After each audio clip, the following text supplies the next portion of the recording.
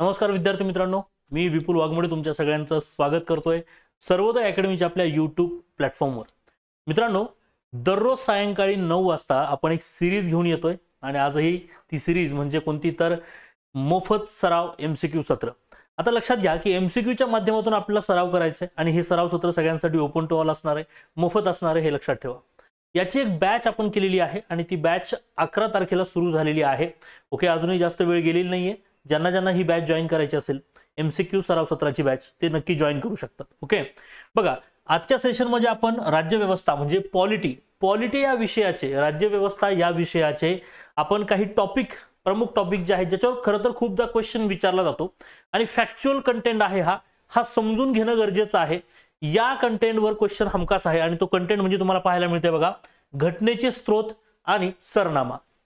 म्हणजे सरनाम्यामधल्या काही महत्त्वाच्या गोष्टी तुम्हाला माहिती असणं गरजेचं आहे आणि भारतीय राज्यघटनेनं कुठून म्हणजे कोणकोणत्या गोष्टी ज्या आहेत त्या कोणत्या देशातील राज्यघटनेकडून उचललेल्या आहेत ह्या सुद्धा तुम्हाला माहिती असणं गरजेचं आहे। ओके, तर मित्रांनो या अनुषंगानं हा घटक खूप महत्त्वाचा ठरतो आणि आपल्याला वारंवार या घटकावर क्वेश्चन जे आहेत ते विचारले जात असतात। तर ह्या आजच्या या सेशन मध्ये आपण या घटकाला समजून घेत असताना आतापर्यंत काय आणि कसे क्वेश्चन विचारले गेलेले आहेत आणि त्या अनुषंगाने आपण सखोल विश्लेषण जे आहे ते करणार आहोत। ओके, चलो तत्पूर्वी एक महत्त्वाची सूचना, ज्या विद्यार्थ्यांना एकलव्य 2.0 बॅच मध्ये ऍडमिशन घ्यायचं असेल त्या विद्यार्थ्यांना महत्त्वाची सूचना, ऍडमिशनचा फ्लो एकंदरीत वाढलेला आहे। या बॅच मध्ये मी 70च्या वर विद्यार्थी या बॅच मध्ये घेणार नाही। ओके, सो कदाचित उद्या परवा मध्ये ही बॅच फुल होऊ शकते। सो ज्या ज्या विद्यार्थ्यांना ऍडमिशन घ्यायचं असेल त्यांनी लवकरात लवकर या बॅच मध्ये ऍडमिशन घ्यावं ही विनंती आहे सगळ्यांना। ओके, आणि ज्या विद्यार्थ्यांना शिवबा बॅच घ्यायची असेल म्हणजे कोणती तर स्पेशल MCQ ची जी बॅच आहे ती बॅच सुद्धा तुम्ही घेऊ शकता, पण एकलव्य बॅचचे विद्यार्थी जे आहेत त्या विद्यार्थ्यांना शिवबा बॅच मध्ये खूप जास्त ऑफर जी आहे ती अवेलेबल असणार आहे।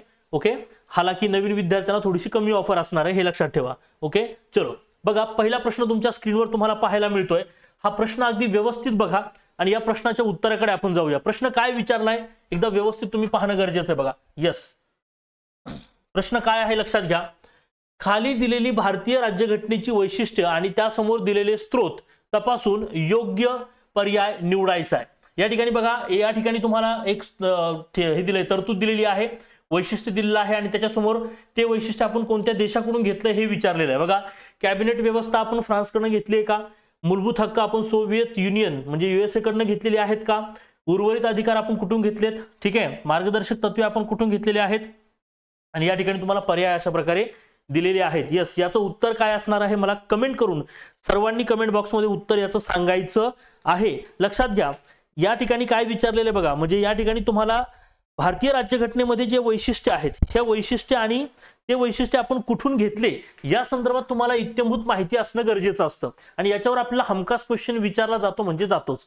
बघा, यामध्ये कॅबिनेट मिशन, बघा या ठिकाणी काय म्हटलंय, कॅबिनेट व्यवस्था फ्रान्सकडनं घेतली आहे का? यस, सांगा कॅबिनेट व्यवस्था आपण कुठून घेतलेली आहे। आता तुम्हाला लक्षात आलं पाहिजे, सगळ्यात पहिले आपण काय करूया, या ठिकाणी ह्या देशांकडून आपण काय घेतलंय हे एकदा नक्की आपण चेक करणं गरजेचं आहे। ओके, ह्या देशांकडून आपण काय घेतलेलं आहे हे एकदा आपण चेक करूया। मित्रांनो, फ्रान्सकडनं आपण काय काय घेतलेलं आहे? फ्रान्सकडनं आपण घेतले प्रजासत्ताक व्यवस्था। बघा, प्रजासत्ताक व्यवस्था म्हणजे प्रजेचं राज्य असलेली व्यवस्था जी आहे, प्रजासत्ताक, प्रजेची सत्ता असलेली व्यवस्था, लोकशाही व्यवस्था जी आहे ती खऱ्या अर्थाने आपण या ठिकाणी फ्रान्सकडनं घेतली असं म्हणायला हरकत नाहीये। सोबतच या ठिकाणी सरनाम्यामध्ये स्वातंत्र्य, समता आणि बंधुता, भारतीय सरनाम्यामध्ये, सरनामा म्हणजे आजच्या सेशन मध्ये आपण तो देखील पाहणार आहोत।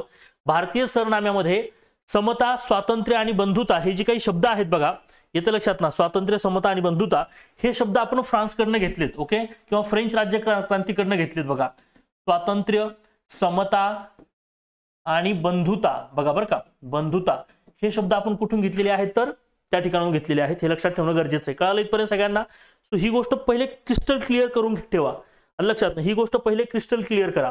आता पुढचा महत्त्वाचा मुद्दा बघा। सो आता या ठिकाणी काय म्हटले, कॅबिनेट व्यवस्था।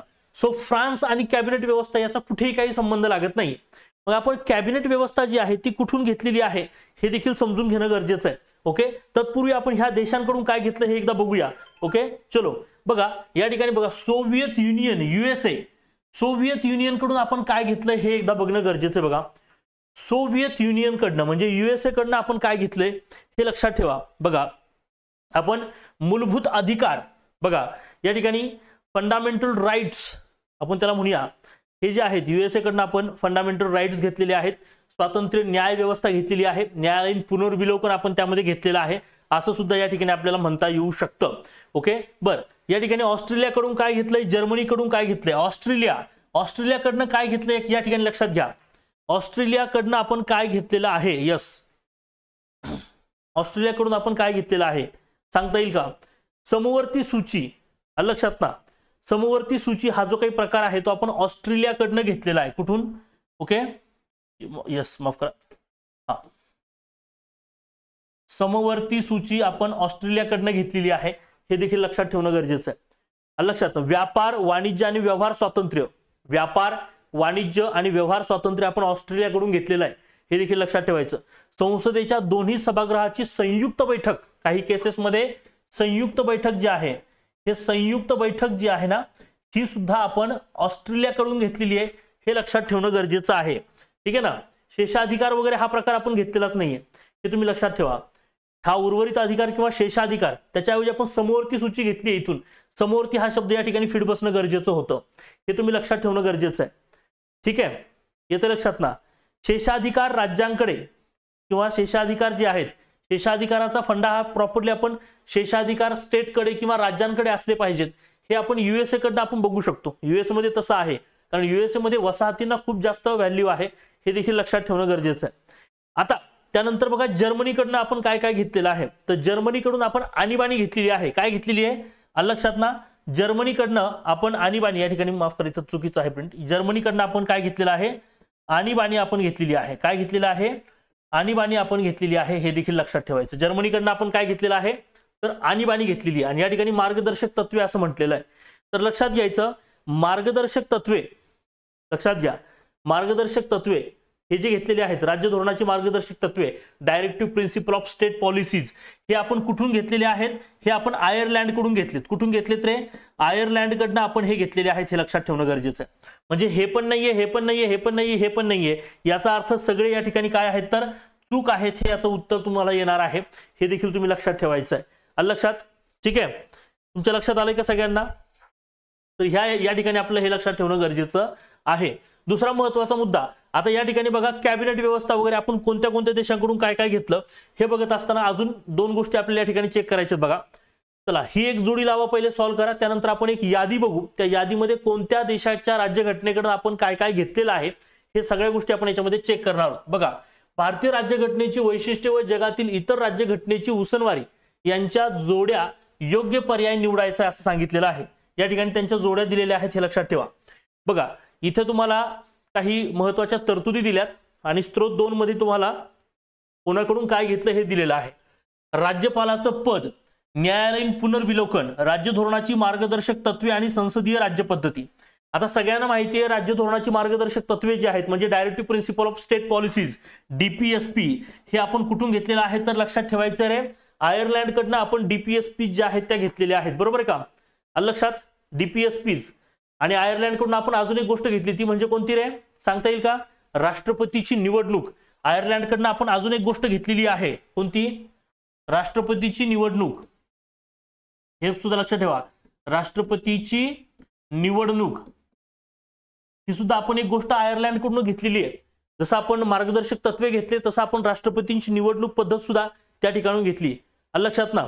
राज्यसभेमध्ये सदस्य जे नामनिर्देशित केले जातात बघा, ते नामनिर्देशन जे आहे राज्यसभेमध्ये, नामनिर्देशन, राज्यसभेमध्ये सदस्य नामनिर्देशन जे आहे, नामनिर्देशन, हे सुद्धा आपण आयर्लंड कडनंच घेतलेलं, हे लक्षात ठेवणं गरजेचं आहे। आणि मार्गदर्शक तत्वे सुद्धा आपण आयर्लंड कडनं घेतलीत, म्हणजे सीचं 3 आहे, हे तुम्हाला या ठिकाणी लक्षातच आलं पाहिजे। सीचं काय आहे, या ठिकाणी 3 आहे, आणि याच्यावरून सुद्धा तुम्हाला उत्तराकडे जाता येऊ शकतं। आता राज्यपालाचं पद, 1935 चा कायदा, मी तुम्हाला, मला वाटतं आपण याच सेशनमध्ये, इतिहासाच्या सेशनमध्ये बोलत असताना म्हटलं होतं की 1935 चा जो कायदा आहे, या 1935 च्या कायद्याकडनं आपण बऱ्याचशा गोष्टी घेतलेल्या आहेत। यामध्ये सगळ्यात महत्त्वाचा मुद्दा आहे की 1935 च्या कायद्यातून आपण संघराज्य पद्धत आपण घेतली। काय काय घेतलं मी तुम्हाला सांगतो या ठिकाणी, संघराज्य पद्धत,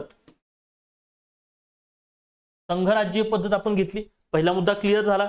त्यानंतर राज्यपाल हे पद जे आहे, हे राज्यपाल पद सुद्धा आपण तिथून घेतलं. राज्यपाल हे पद सुद्धा आपण काही अंशी 1935च्या कायद्यातूनच उचललेलं आहे, लक्षात ठेवा. लोकसेवा आयोग बघा, याच कायद्यानं लोकसेवा आयोग पण सांगितला होता. लोकसेवा आयोग हा सुद्धा आपण जशाच तसा पिक केलेला आहे, हे लक्षात ठेवणं गरजेचं आहे.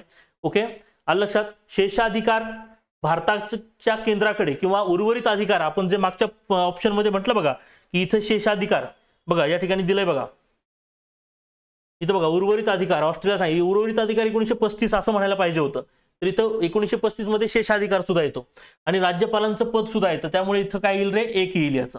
आता न्यायालयीन पुनर्विलोकन, आता या ठिकाणी लक्षात ठेवायचं न्यायालयीन पुनर्विलोकन म्हणजे आता एचं एक आहे ना, एचं एक या ठिकाणी, याच्यावरून तुम्हाला उत्तर क्लिअर होणार आहे बघा. आता तर न्यायालयीन पुनर्विलोकनाची जी गोष्ट आहे ती या ठिकाणी तुम्ही सर्वांनी मेन्शन करून ठेवायची बघा. तर आपण न्यायालयीन पुनर्विलोकन कुठून घेतलं हे लक्षात ठेवणं गरजेचं बघा. ओके, न्यायालयीन पुनर्विलोकन आपण कुठून घेतलेलं आहे, तर अमेरिकेची राज्यघटना जी आहे इथून आपण न्यायालयीन पुनर्विलोकन घेतलेलं आहे. न्यायालयीन पुनर्विलोकन किंवा न्यायालय किंवा न्याय आपण त्याला म्हणूया की ज्युडिशरी सिस्टीम ही भारतापेक्षा अमेरिकेची खूप स्ट्रॉंग आहे असं म्हटलं तरी चालेल, हे तुम्हाला म्हणता येऊ शकतं. आता अमेरिकेकडनं आपण बघा या ठिकाणी फंडामेंटल राईट्स, त्यानंतर स्वतंत्र न्याय व्यवस्था, लक्षात ना, न्यायालयीन पुनर्विलोकनाची व्यवस्था, त्यानंतर हायकोर्ट आणि सुप्रीम कोर्टच्या न्यायाधीशांची जी काही आपण त्याला म्हणूया बडतर्फी किंवा पदावरून त्यांना कमी करण्याची प्रोसेस असेल, ही प्रोसेस सुद्धा आपण अमेरिकेकडनं घेतलेली आहे, हे लक्षात ठेवायचंय. उपराष्ट्रपती हे पद आपण अमेरिकेकडनं उचललेलं आहे आणि राष्ट्रपतीचा महाभियोगाची प्रक्रिया जी आहे ती सुद्धा आपण अमेरिकेकडून घेतलेली आहे, हे लक्षात ठेवणं गरजेचं आहे. ओके, सो या ठिकाणी तुम्हाला न्यायालयीन पुनर्विलोकन अमेरिका पाहायला मिळेल. आणि संसदीय पद्धती लक्षात घ्या, जेवढ्या संसदीय प्रणाली आहेत लक्षात ना, किंवा आपण त्याला म्हणूया की कायद्याचं राज्य, ठीक आहे ना, त्यानंतर एकेरी नागरिकत्व जे आहे, आता अमेरिकेचं दुहेरी नागरिकत्व आहे पण ब्रिटनकडून आपण एकेरी नागरिकत्व घेतलं, ब्रिटनकडून आपण संसदीय प्रणाली घेतली, लक्षात ना. संसदीय विशेष अधिकार जे आहेत ते आपण ब्रिटनकडूनच घेतले, हे लक्षात ठेवायचंय. द्विग्रही कायदे मंडळ जे आहे हे सुद्धा आपण ब्रिटनच्या संसदेकडनं घेतलेलं आहे किंवा ब्रिटनच्या राज्यघटनेकडनं घेतलंय असं म्हटलं तरी चालेल. म्हणजे या ठिकाणी बीचं काय येईल रे, तर बीचं येणार आहे 4. सो बीचं 4 आणि डीचं 2, यामुळे याचं उत्तर काय असणार आहे, 1 असणार आहे. हे तुम्ही लक्षात ठेवणं गरजेचं आहे. ओके, जरा यादी आपण बघूया आणि यादी बघून झाल्याच्या नंतर आपण क्रमाक्रमाने बघूया की नेमकं आपल्याला कोणत्या पद्धतीनं आता पुढचे क्वेश्चन्स टॅकल करता येणार आहे. चला, मला सगळ्यांनी कमेंट बॉक्समध्ये सांगायचंय की 1935 ला आपण काय काय घेतलेलं आहे. चलो, 1935च्या कायद्याकडून आपण काय मिळवलं. 1935चा कायदा जो आहे, 1935चा कायदा, या 1935च्या कायद्याकडनं मित्रांनो एक लक्षात ठेवा, सगळ्यात महत्त्वाचा मुद्दा म्हणजे काय, तर आपण संघराज्य पद्धत जी आहे, संघराज्य पद्धत, त्यानंतर आपण राज्यपालाचं पद, बरोबर आहे का, यस. त्यानंतर बघा न्याय व्यवस्था, ठीक आहे. त्यानंतर लोकसेवा आयोग, लक्षात ठेवायचं, लोकसेवा आयोग, यस. त्यानंतर शेषाधिकार,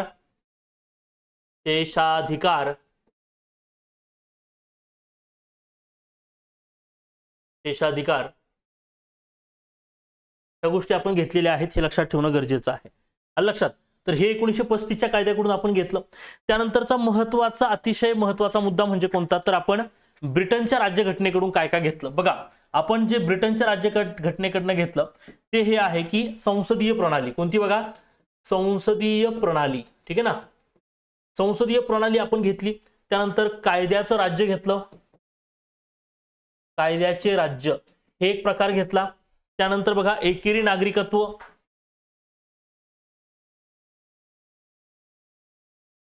एकेरी नागरिकत्वाचा प्रकार घेतला. त्यानंतर बघा रिट्स जे आहेत बघा, 5 प्रकारच्या रिट्स आहेत. रिट्स म्हणजे कलम 32 अंतर्गत 5 प्रकारच्या रिट्स सांगितलेले आहेत. त्या 5ही प्रकारच्या रिट्स आपण कुठून उचललेले आहेत, अशा स्वरूपाच्या इथून उचललेले आहेत, हे लक्षात ठेवायचं. आणि द्विग्रही कायदेमंडळ, कायदेमंडळ म्हणजे संसदेचं जे आपण द्विग्रह म्हणतो, लक्षात ना, हे द्विग्रही कायदेमंडळ जे आहे, कायदेमंडळ हे सुद्धा आपण कुठून उचललेलं आहे, तर ब्रिटनच्या राज्यघटनेकडून आपण घेतलेलं आहे, हे लक्षात ठेवणं गरजेचं आहे. सो हे तुमच्या क्लिअर लक्षात आलेलं आहे. त्यानंतर आपण अमेरिकेकडून काय घेतलं हे लक्षात घेणं गरजेचं आहे. बघा, अमेरिका जी आहे या अमेरिकेकडनं आपण घेतलेलं आहे ते म्हणजे फंडामेंटल राईट्स. त्यानंतर लक्षात ठेवायचं स्वतंत्र न्याय व्यवस्था, ही जी काही टर्म्स आहे, स्वतंत्र न्याय व्यवस्था. भारताची न्याय व्यवस्था ही स्वतंत्र आणि सर्वोच्च देखील आहे, हे लक्षात ठेवा. त्यानंतर न्यायालयीन पुनर्विलोकनाचं तत्व. बघा, न्यायालयीन पुनर्विलोकन हे जे तत्व आहे हे तत्व.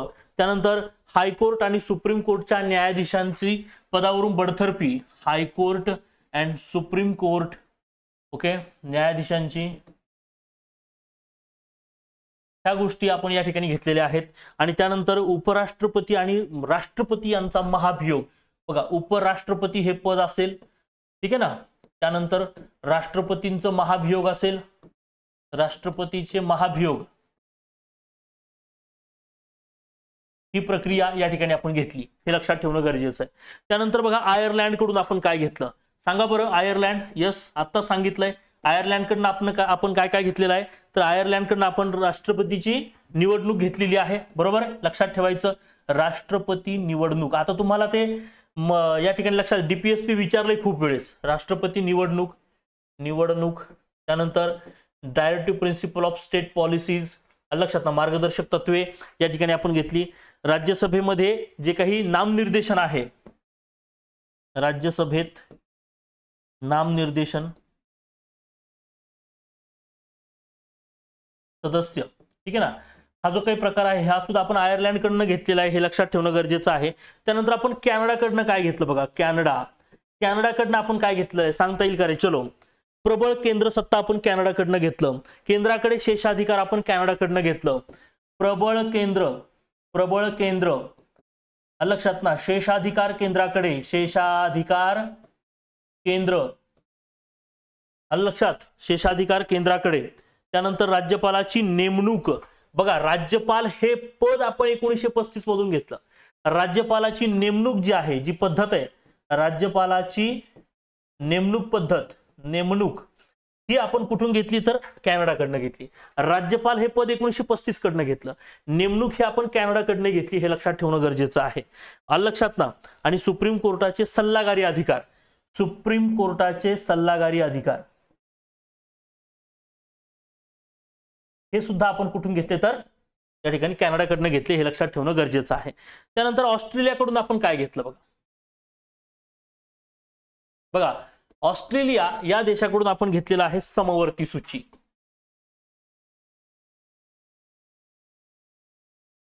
ठीक आहे, ऑस्ट्रेलियाकडून आपण घेतलं समवर्ती सूची. त्यानंतर व्यापार, वाणिज्य आणि व्यवहार स्वातंत्र्य, व्यापार, वाणिज्य आणि व्यवहार स्वातंत्र्य, ठीक आहे ना, आपण घेतलं. त्यानंतर बघा, यामध्ये संसदेच्या दोन्ही ग्रहांचं संयुक्त अधिवेशन जे आहे किंवा संयुक्त बैठक, हे संयुक्त अधिवेशन सुद्धा आपण कुठून घेतलं तर ऑस्ट्रेलियाकडून घेतलं, हे लक्षात ठेवणं गरजेचं आहे. जर्मनीकडनं आपण आणीबाणी घेतली, लक्षातच ठेवायचं. जर्मनीकडून आपण काय घेतलं रे? आणीबाणी, आलं लक्षात. त्यानंतर बघा, पुढचा महत्वाचा मुद्दा, रशियाकडनं आपण काय घेतलं? आपण रशियाकडनं फंडामेंटल ड्युटीज, लक्षात ना, मूलभूत कर्तव्य. त्यानंतर सरनामा, लक्षात, सरनामा. त्यानंतर यामध्ये बघा, सामाजिक, आर्थिक आणि राजकीय न्याय, सगळ्यात महत्वाचा मुद्दा, सामाजिक, आर्थिक आणि राजकीय न्याय जो आहे हा सुद्धा आपण या ठिकाणी घेतलाय. तो कुठून घेतलेला आहे? आपण रशियाकडनं घेतलाय, हे लक्षात ठेवायचं.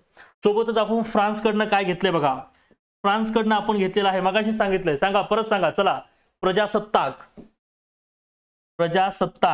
चला आजच्या सेशन मध्ये हे सगळं रिपीट करून ठेवायचं, विषय संपवायचं इथेच. प्रजासत्ताक, त्यानंतर सरनामा, लक्षात, प्रजासत्ताक, इथे लक्षात. सरनाम्यामध्ये स्वतंत्र, समता आणि बंधुता हा शब्द, जसा सरनाम्यामध्ये इथं सामाजिक, आर्थिक आणि राजकीय न्याय घेतला रशियाकडनं, तसं या ठिकाणी आपण म्हणूया की स्वातंत्र्य, समता आणि बंधुता हे शब्द, स्वातंत्र्य, समता आणि बंधुता हे शब्द या ठिकाणी कुठून घेतले आपण, तर फ्रान्सकडनं घेतले. लक्षात आलं सर्वांच्या इथपर्यंत. आणि त्यानंतर आपण कायद्याचं राज्य हे आपण जपानकडनं घेतलं. कायद्याने घालून दिलेली पद्धत म्हणूया आपण त्याला. जपानकडनं काय घेतलं, जपानकडनं आपण घेतलं कायद्याचं राज्याचा अर्थ असा आहे की आपण त्याला process established by law. Okay, due process of law नाही, प्रोसेस इस्टॅब्लिश्ड बाय लॉ म्हणजे कायद्यानं घालून दिलेली पद्धत. कायद्याने घालून दिलेली पद्धत बर का, पद्धत ही आपण कुठून घेतली, तर जपानकडनं. आणि व्हेरी IMP याच्यावर आयोग क्वेश्चन करेल, थोडा एक्सेप्शन क्वेश्चन आहे, हे लक्षात ठेवणं गरजेचं आहे. येते लक्षात सर्वांना. त्यानंतर बघा अशा प्रकारे हे स्त्रोत तुम्हाला माहिती असणं गरजेचं आहे. चला आता आपण काय काय स्त्रोत पाहिले एकदा चेक करूया बरं. बघा बरं आपण 1935च्या कायद्यातून काय काय घेतलंय, एकदा नजर फिरवा याच्यावर. चला पटकन, येस फास्ट. चलो त्यानंतर बघा अमेरिकेकडनं काय घेतलंय, आयर्लंडकडनं काय घेतलंय बघा, कॅनडाकडनं काय घेतलंय बघायचं. ठीक आहे. त्यानंतर ऑस्ट्रेलियाकडून काय घेतलं बघा, जर्मनी, रशिया, फ्रान्स आणि जपान. ठीक आहे, क्लिअर इथपर्यंत सगळ्यांना. Very fast. चलो क्वेश्चन सॉल्व्ह करा. खालील विधाने विचारात घ्या. ब्रिटिश घटना ही लिखित आहे. ठीक आहे, हे आता वैशिष्ट्यांकडे आपण आलोय, पण इथं हे जे अगोदरचे क्वेश्चन्स आहेत ते जरा चेक करा बरं. आता बघा बरं, कॅबिनेट व्यवस्था म्हणजे संसदीय प्रणाली कुठून घेतली आपण, ब्रिटनकडून घेतली. इथं दिलं फ्रान्स, चुकीचं आहे, लक्षात ना. यानंतर बघा इथं मूलभूत कर्तव्य हवंय, इथं कर्तव्य हवंय. ओके. त्यानंतर बघा उर्वरित अधिकार, इथं मूलभूत हक्क म्हणले USA बरोबर आहे अमेरिका म्हणजे. इथं बघा उर्वरित अधिकार, उर्वरित अधिकार म्हणजे शेषाधिकार आपण 1935 कडनं घेतले होते. लक्ष, इथं ऑस्ट्रेलिया म्हटलंय. मार्गदर्शक तत्वे आपण कुठून घेतले, DPSP आयर्लंडकडनं घेतलेत.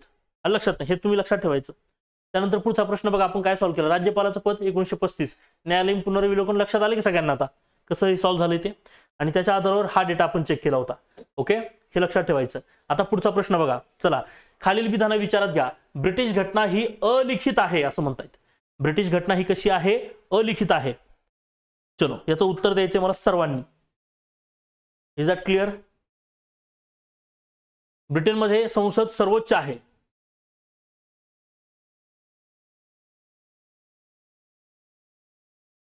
त्यानंतर ब्रिटन घटना सर्वात अधिक लवचिक आहे. कोणती विधानं चुकीची आहेत असं विचारले, चुकीची विधानं विचारले.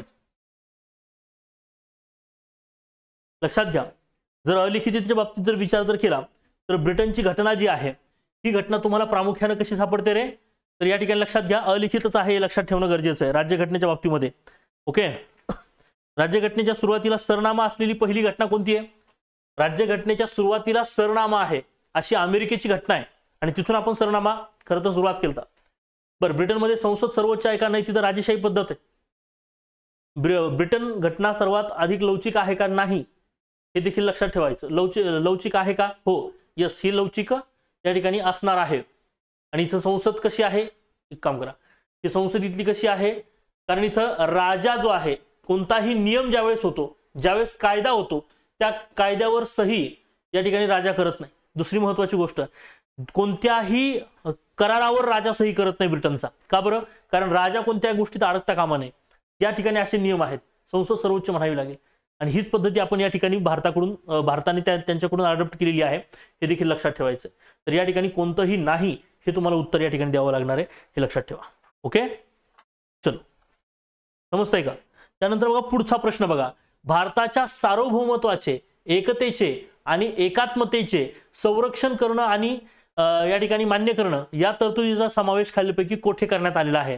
भारताच्या सार्वभौमत्वाचं, एकतेचं आणि एकात्मतेचं संरक्षण करणं आणि ती मान्य करणं अशा तरतुदींचा समावेश कुठे केलाय. भारतात संविधानाचा सरनामा, राज्य धोरणाची मार्गदर्शक तत्वे आहे का, मूलभूत हक्क किंवा मूलभूत कर्तव्य. यस, काय सांगितलं बघा, काय सांगता येईल याचं. भारताचा सरनामा लक्षात घ्या, भारताचा सरनामा एवढा महत्वाचा आहे. खरं तर भारताच्या सरनाम्याविषयी वेगवेगळ्या व्यक्तींनी वेगवेगळी टिप्पणी केलेली आहे.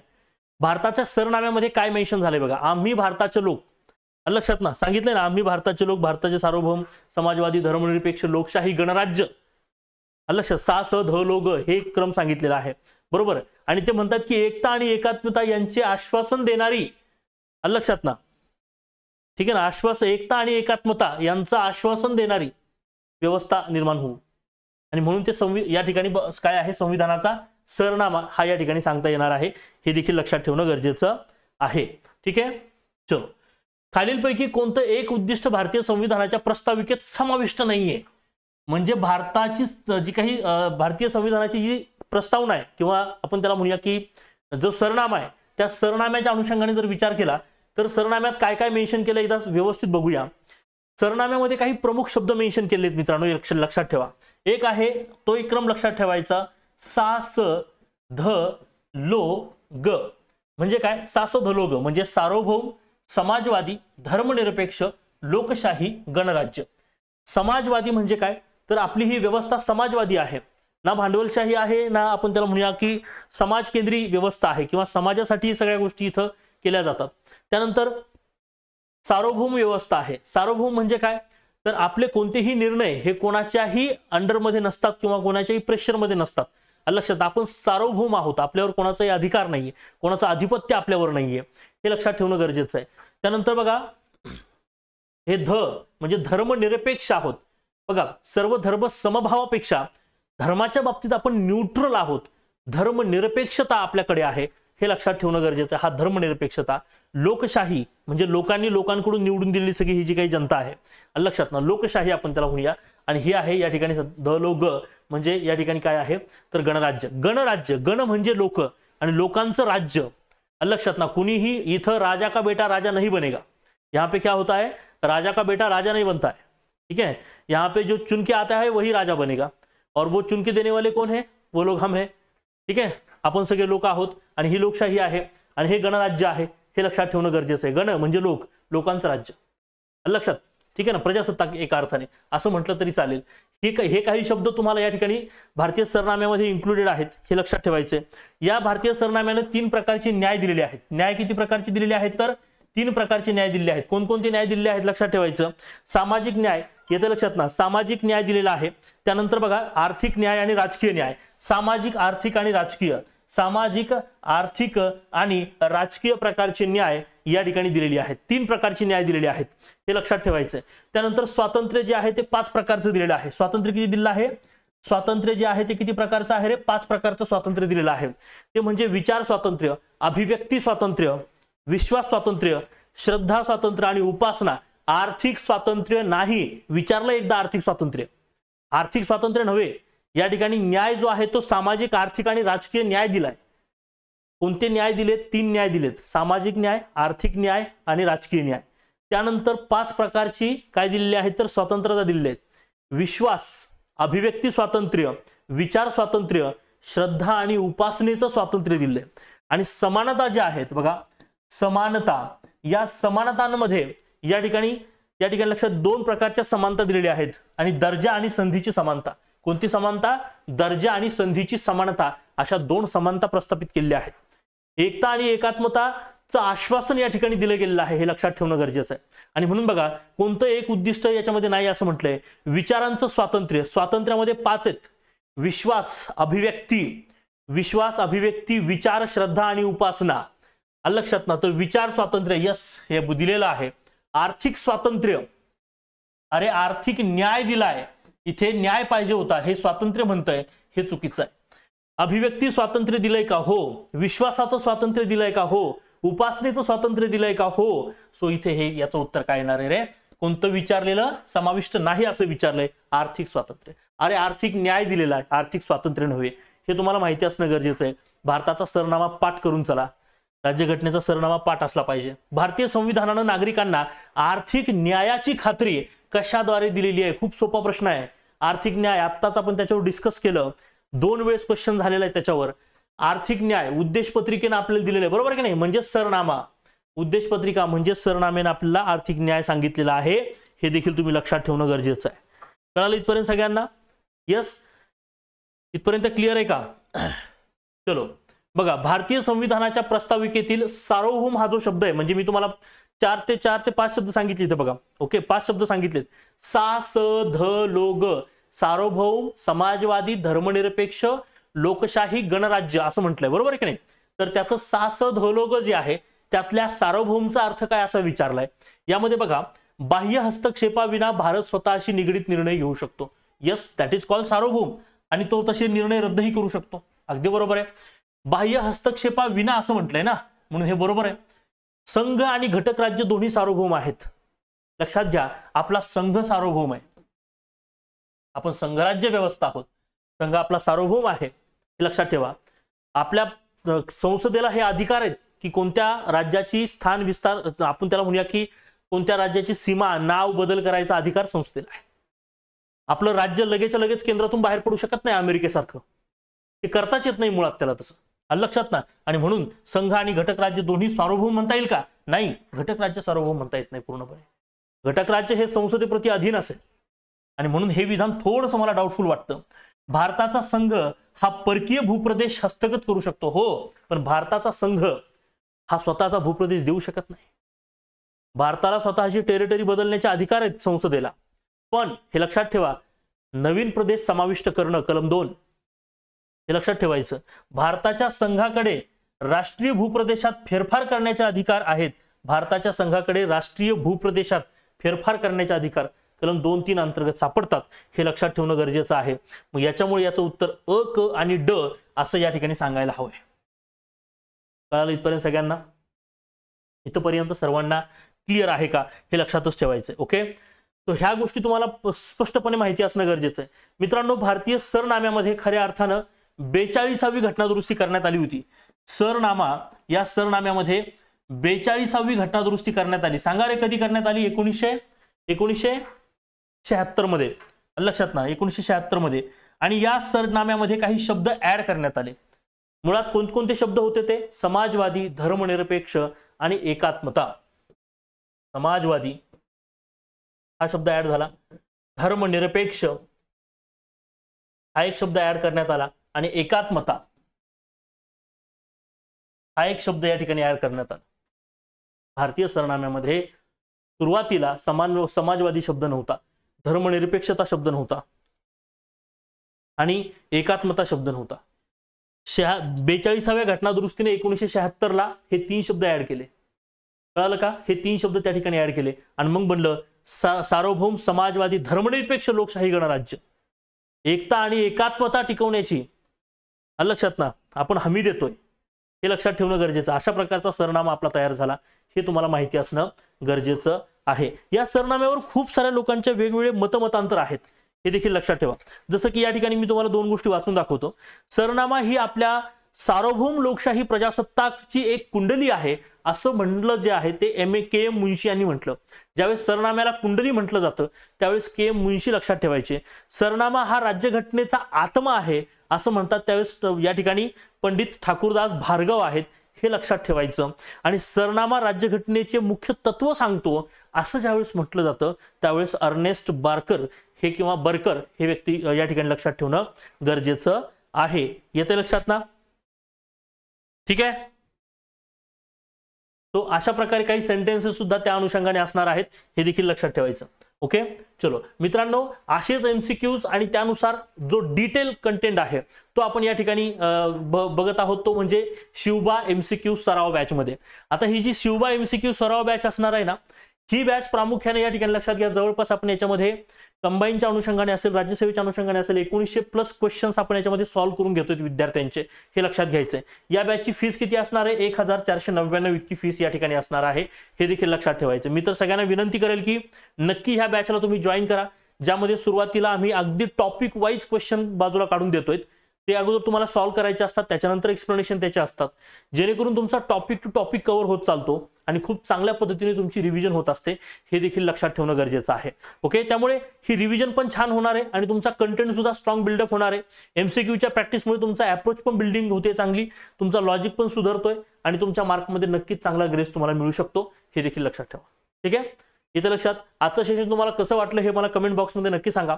उद्या परत संध्याकाळी 9 वाजता आपण एका वेगळ्या विषयाला, वेगळ्या टॉपिकला हात घालूया काही प्रश्नांच्या माध्यमातून। तोपर्यंत आपण इथंच थांबूया। Thank you very much.